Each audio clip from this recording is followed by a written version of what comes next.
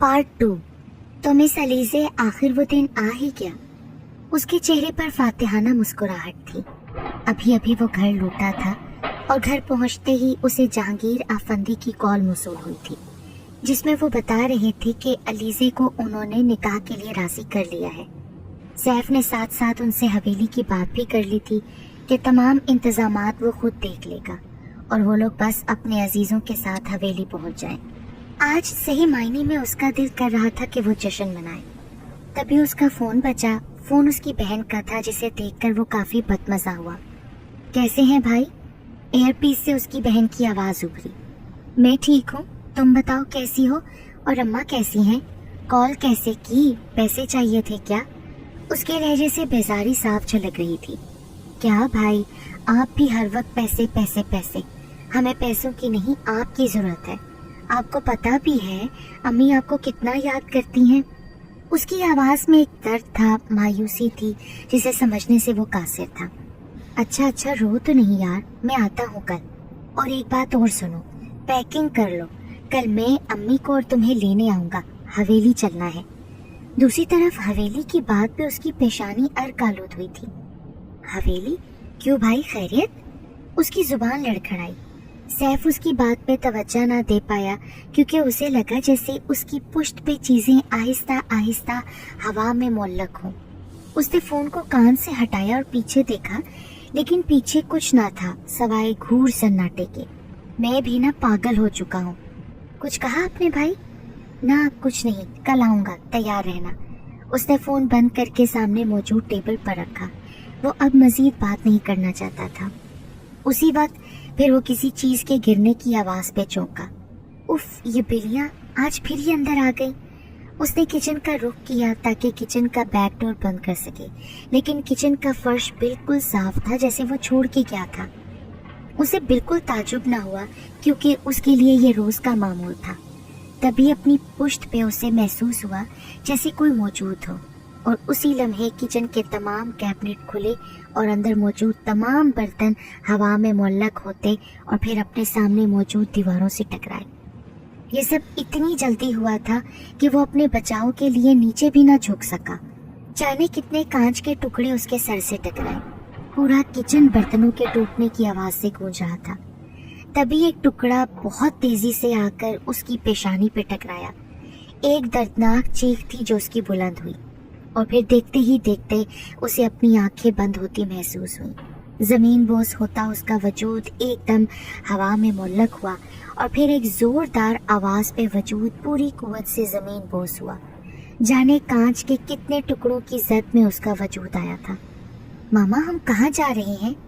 नन्हा फहाद बेड पे बैठा अपनी माँ की हरकत को देख रहा था, जो कभी वार्डरोब से अपने और उसके पसंदीदा जोड़े निकाल के सूटकेस में रख रही थी, तो कभी कभी ड्रेसिंग पे पड़े सामान को एक डब्बे में रख रही थी। बेटा, हम आपके सैफ अंकल के घर जा रहे हैं। अलीज़े ने काम के साथ साथ उसे जवाब भी दिया। ओह नो, मुझे वो अंकल बिल्कुल पसंद नहीं है, मैं नहीं जाऊंगा उनके घर। अलीज़े ने एक पल अपने बेटे को देखा और फिर कामों में जुट गई, क्योंकि अब वो जानती थी कि किसी भी तरह की मुज़ाहमत फजूल थी। जो जहांगीर अफंदी ने सोच लिया था, अब उन्होंने वो करके दम लेना था। तभी दरवाजे पर दस्तक हुई और जहांगीर अफंदी अंदर दाखिल हुए। ओह मेरा बच्चा, क्या आप रेडी हैं सैफ अंकल के घर चलने के लिए? ओह नो ग्रैनो, मुझे उन बैड अंकल के घर बिल्कुल भी नहीं जाना। फहाद अब भी मुंह फुलाए बैठा था। अरे नहीं मेरी जान, वो बैड अंकल नहीं है, बल्कि वो तो गुड अंकल है। नो ग्रैनो, वो बैड अंकल है, मुझे मेरी मम्मा से दूर कर रहे हैं। जहांगीर अफंदी उसकी बात पे खिलखिला के हंस दिए, जबकि अलीज़े अभी तक अपने काम में महव थी। तभी जहांगीर अफंदी ने उसे पुकारा। अलीज़े बेटा, मुझे आपसे बात करनी है। और फहाद बेटा, आप जाओ, बाहर आपका शेरू आपको बुला रहा है। अलीज़े अपने तमाम काम छोड़ के उनकी तरफ मुतवज्जा हुई। उसका चेहरा अभी भी तासुरात से खाली था। मुझे खुशी हुई है बेटा, तुमने मेरी बात मान ली। वो मुस्कुराई। उम्मीद करती हूँ आपकी इस खुशी को किसी की नजर ना लगे, लेकिन एक बात मेरी समझ से बाहर है कि हम शहर छोड़कर गांव क्यों जा रहे हैं।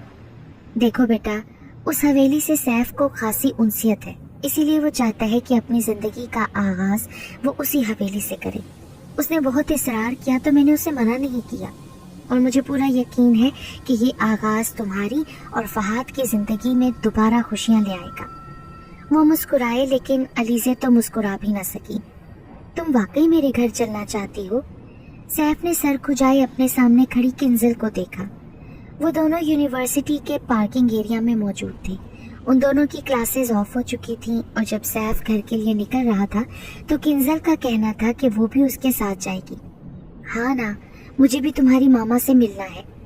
हल्के जामनी रंग का खूबसूरत जोड़ा, साथ हम रंग जामनी सिल्क का दुपट्टा, कानों में नन्हे नन्हे डायमंड्स जो हर वक्त उसके कान में मौजूद रहते थे, सफेदी माइल रंगत, आंखों में काजल और पंखड़ी जैसे गुलाबी लबों की वजह से वो हर बार की तरह बहुत प्यारी लग रही थी। कलाई में सैफ की दी हुई घड़ी थी, बालों को सलीके से बनाए उस पे दुपट्टा जमा रखा था। अच्छा, तो आज की तैयारी की ये वजह थी। वो देख रहा था कि आज किंजल कुछ ज्यादा ही खुश थी, इसीलिए सैफ ने मीठा मीठा तंज किया। जी हाँ, तुम्हें कोई तकलीफ? किंजल ने एक अदा से अपने चेहरे पे आए बालों के लट को पीछे किया। मुझ माँ बदौलत को क्या तकलीफ हो सकती है भला? लेकिन मैं क्या कह रहा था, फिर कभी ले चलूंगा तुम्हें, आज नहीं। उसे समझ नहीं आ रहा था कि वो किस तरह किंजल को रोके। पहले भी किंजल ने ऐसी जिद की थी, लेकिन हर बार सैफ उसे टाल जाता था। जी नहीं सैफ, आज तो मैं तुम्हारे साथ ही जाऊंगी, नहीं तो मैं खुद तुम्हें फॉलो करूंगी।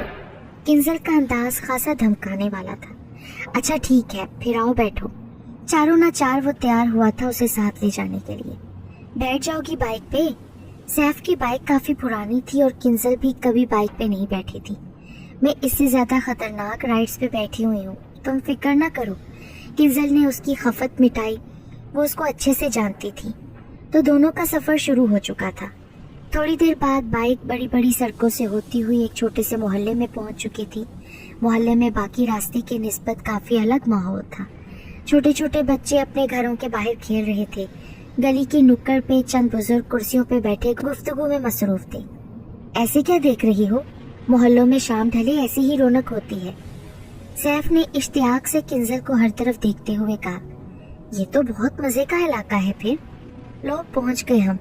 सैफ ने मोटरसाइकिल एक छोटे लेकिन खूबसूरत से 2 मंजिला घर के सामने रोकी। सैफ ने दरवाजे के साथ नस्ब घंटी बजाई। अस्सलाम वालेकुम। दरवाजा खुलते ही सामने एक छोटी 14 साल लड़की मौजूद थी। वालेकुम अस्सलाम। दोनों ने उसके सलाम का जवाब दिया और अंदर दाखिल हुए। फरीहा, ये है किंजल, और किंजल ये है मेरी छोटी बहन फरीहा। सैफ ने दोनों का तारुफ करवाया। किंजल तो उसे देखकर खुश थी, लेकिन फरीहा खुशी से ज्यादा हैरान थी, क्योंकि किंजल के ब्रांडेड कपड़े, हाथ में मौजूद पर्स, जूते और कानों में डायमंड्स की चमक देखकर वो शशोपंज में थी कि इतनी अमीर लड़की इसके भाई के साथ कैसे। हेलो, कहाँ गुम हो गई हो मैडम, और अम्मी कहाँ है? फरीहा को बिल्कुल गुमसुम खड़ा देखकर सैफ ने उसे कंधे से पकड़कर हिलाया। फिर सैफ उसको लेकर अंदर भर चुका था। किंजल इस छोटे से घर को पुरशौक निगाहों से देख रही थी। ये घर उसके घर की तरह बड़ा, वेल फर्निश्ड और खूबसूरत नहीं था, लेकिन फिर भी उसे ये घर बहुत पसंद आया था। ये एक बड़े से डाइनिंग हॉल का मंजर था। हॉल के वस्त में खूबसूरत स्याह रंग का डाइनिंग टेबल मौजूद था। टेबल के गिर्द उसी की हमरंग कीमती और खूबसूरत कुर्सियां रखी गई थी। सरबराही कुर्सी पे मुईद साहब, जबकि उनकी दाएं जानिब किंजल बैठी थी। मेज पे सेहत अफजा लवाजमात मौजूद थे। दोनों ही खामोशी से खाना खा रहे थे। किंजल ने बात करने के लिए आगाज किया। बाबा, मुझे आपसे कुछ बात करनी है। No discussion during dinner time Kinjal. उन्होंने तिरछी निगाहों से उसे देखा, फिर दोबारा खाने की तरफ मुतवज्जा हो गए। I am done. किंजल ने फौरन अपने सामने पड़ी छुरी और कांटे को प्लेट पे सीधा रखा। चम्मच को ऐसे रखना खाना खत्म करने के आदाब में था। मुईद साहब ने भी रुमाल से अपने लब थपके और उठ खड़े हुए। उनके उठते ही उनकी पुश्त पे खड़े खादिम ने मेज पे सजे तमाम लवाजमात उठा लिए। वो बाहर लॉन की तरफ जा रहे थे और किंजल उनके पीछे पीछे। बाहर का मौसम बहुत सुहाना था। चांद सितारों के साथ पूरी आबोताब से नीली और स्याह रात में चमक रहा था, और इस पे तजाद लॉन में लगे फूलों की खुशबू। बाबा, सैफ बहुत अच्छा लड़का है। किंजल एक बार फिर बोली, लेकिन मुझे तो ऐसा बिल्कुल नहीं लगता। वो उसके मुकाबले आ खड़े हुए थे। उन्हें अपने सामने देख के किंजल ने अपनी निगाहें झुका ली।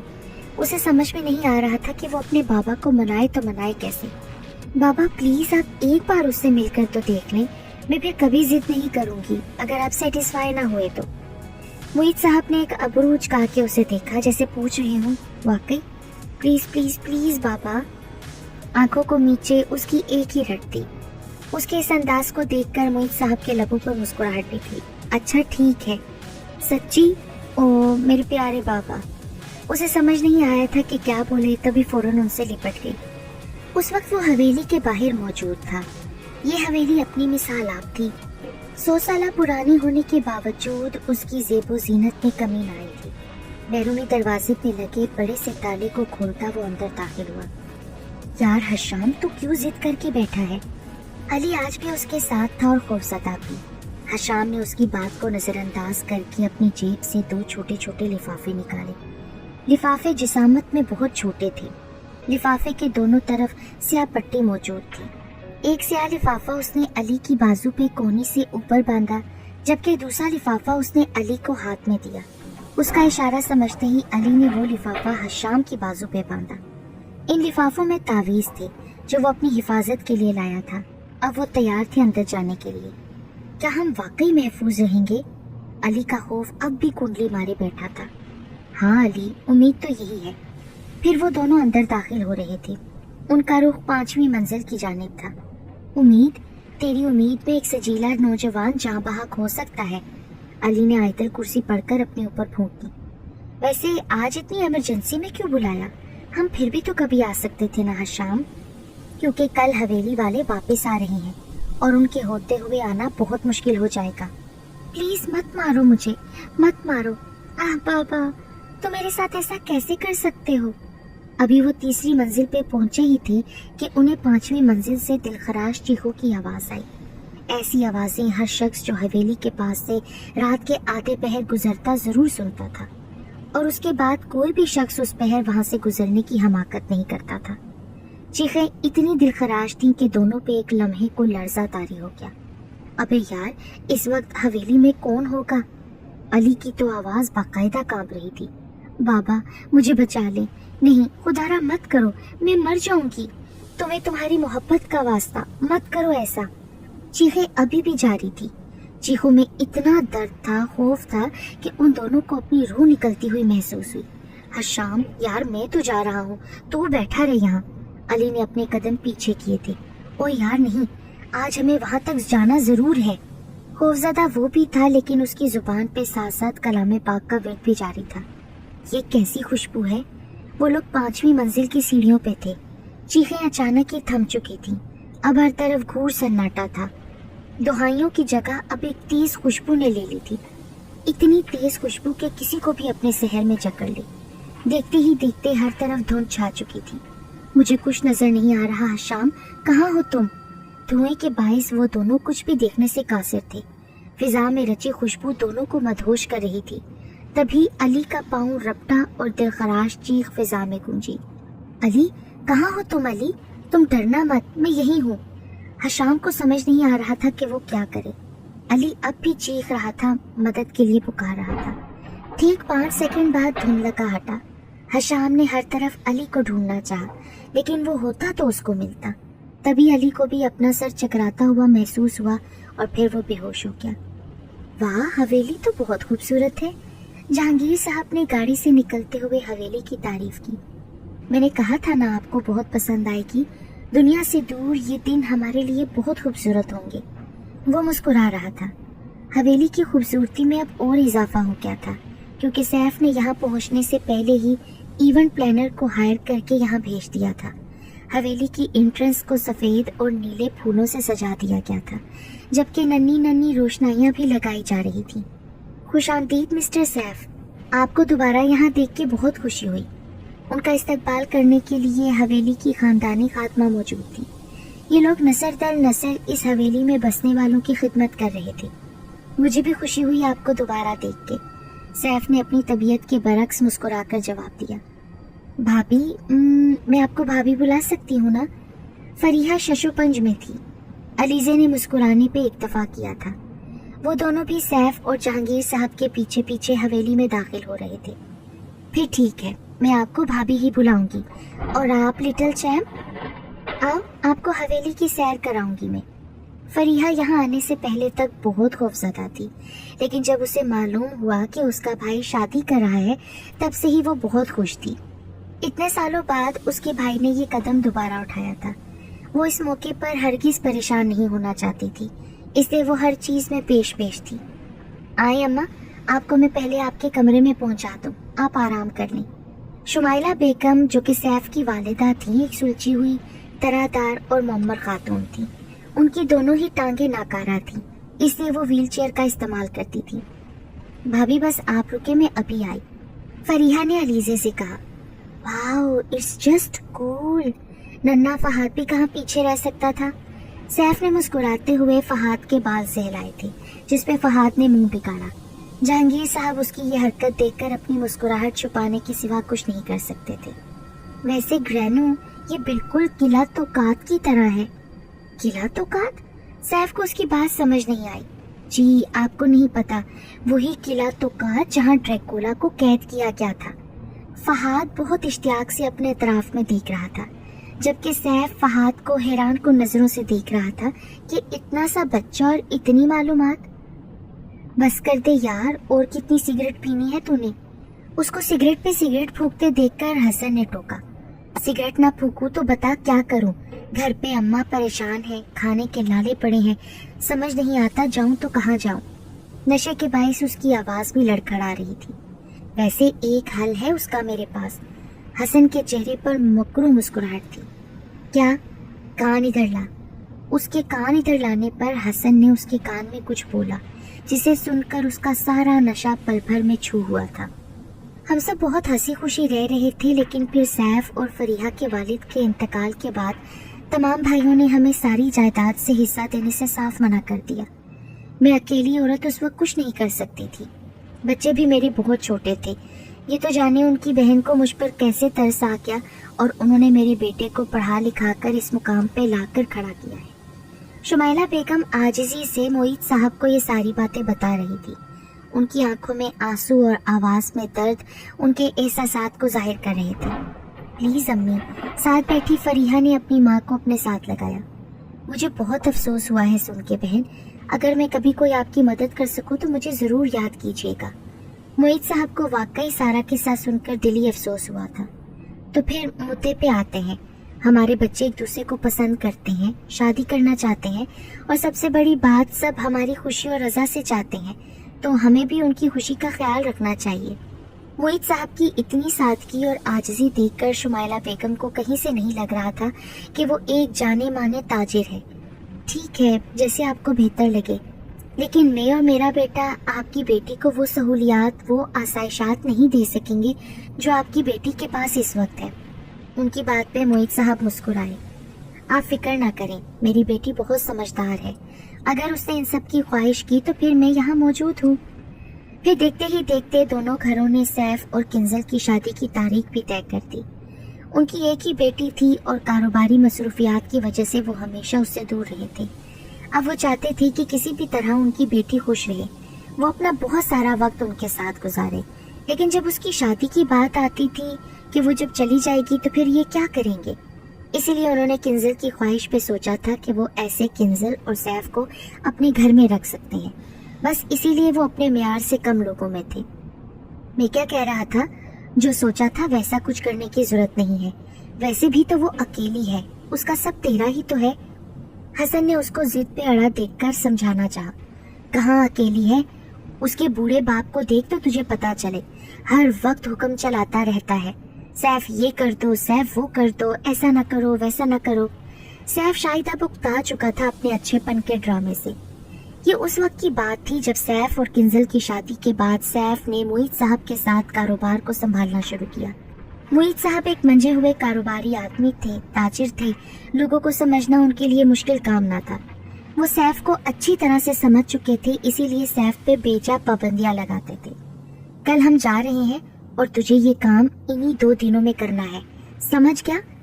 سیف نے علی کو ہدایات دی۔ ٹھیک ہے پھر، ڈن کر دیا باس، علی نے سیف کو کہا۔